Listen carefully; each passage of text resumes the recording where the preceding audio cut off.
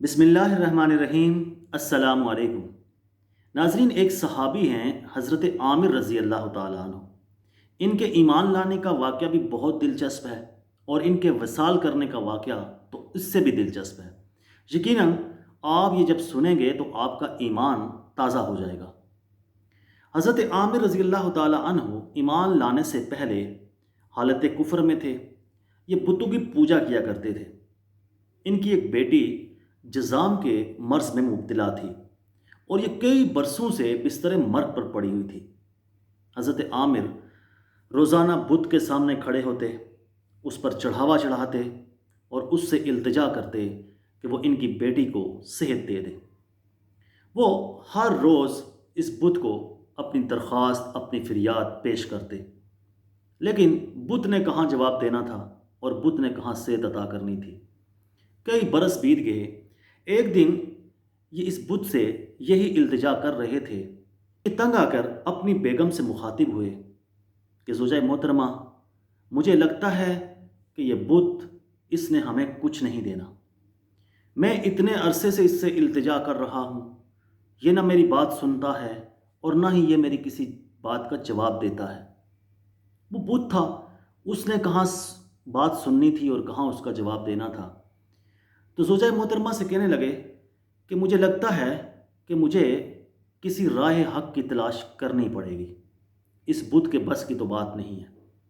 بس ان کا یہ کہنا تھا کہ ان کی دنیا بدل گئی۔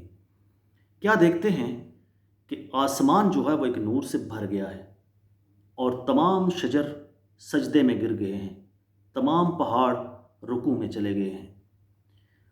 وہ اس عالم میں یہ دیکھتے چلے جا رہے ہیں، اور ساتھ ہی اپنی زوجہ کو مخاطب کر کے کہتے ہیں، کیا تم دیکھ رہی ہو کہ تمام نباتات و جمادات وہ بسر بسجود ہو گئے ہیں، اور زمین اور آسمان کے درمیان نور ہی نور ہے۔ بیگم کہنے لگی، ہاں ایسا ہی ہے۔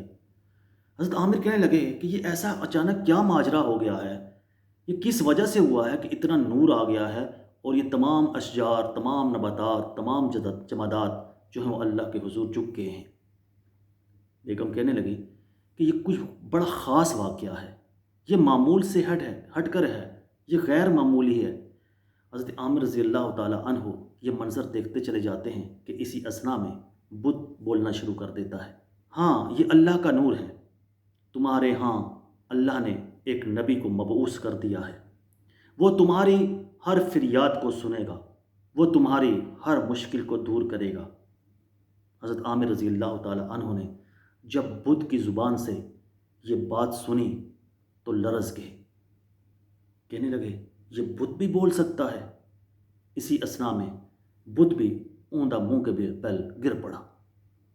حضرت عامر رضی اللہ تعالیٰ عنہ اٹھے، بیگم کو لیا اور کہا کہ آئیے چلتے ہیں اس سچے اور حقیقی نبی کی طرف، کہاں پر تشریف لے کر آئے ہیں۔ اسی اثنا میں ان کی بیمار بیٹی بھاگتی ہوئی ان کے پاس آ گئی، وہ بالکل صحت یاب تھی۔ جب باپ نے بیٹی کو دیکھا تو وہ حیران رہ گیا۔ اس نے کہا، بیٹی تم تو بیمار تھی، تم تو چل پھر نہیں سکتی تھی، یہ اچانک تمہیں شفا کیسے مل گئی؟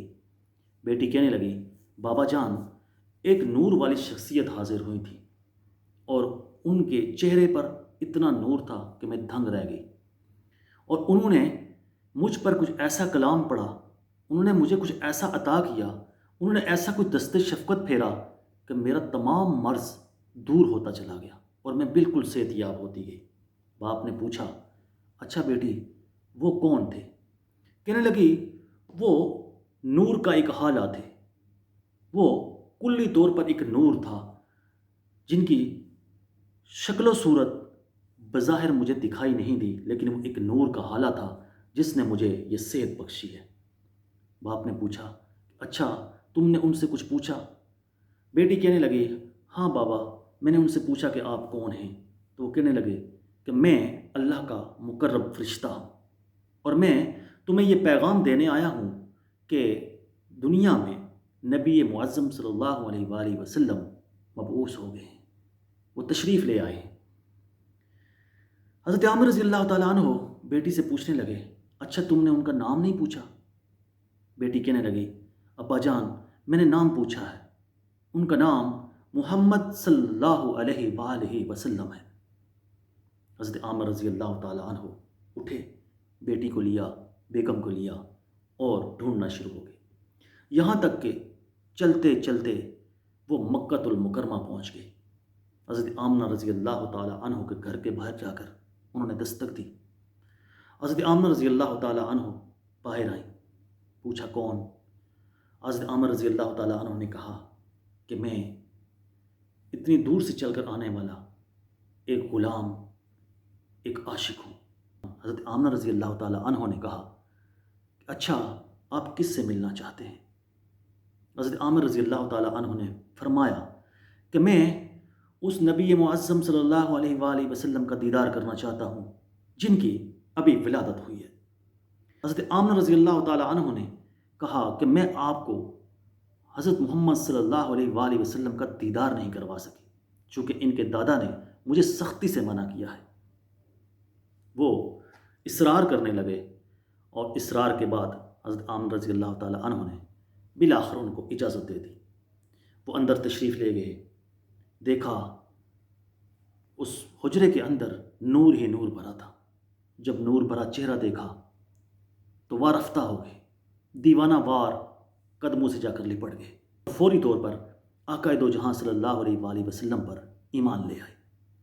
کچھ دیر رکنے کے بعد جب حضرت عامر رضی اللہ تعالیٰ عنہ نے دیکھا کہ ان کے دادا نہ آ جائیں تو آپ نے حکم دیا کہ اب آپ چلے جائیں۔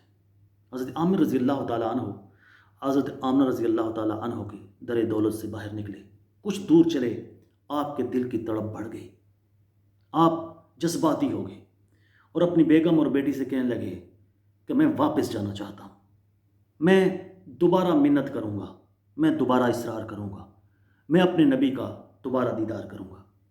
حضرت عامر رضی اللہ تعالیٰ عنہ جب واپس حضرت عامر رضی اللہ تعالیٰ عنہ کے گھر پہنچے، حضرت عامر رضی اللہ تعالیٰ عنہ نے دوبارہ اجازت دے دی، آپ اندر تشریف لے گئے اور جب آقا دو جہاں صلی اللہ علیہ وآلہ وسلم کا دیدار کیا، جب اس حسن و جمال کو دیکھا تو تڑپ کر پاؤں میں گر گئے، اور پاؤں میں گرتے ہی آپ کی روح کف سے انصری سے پرواز کر گئی۔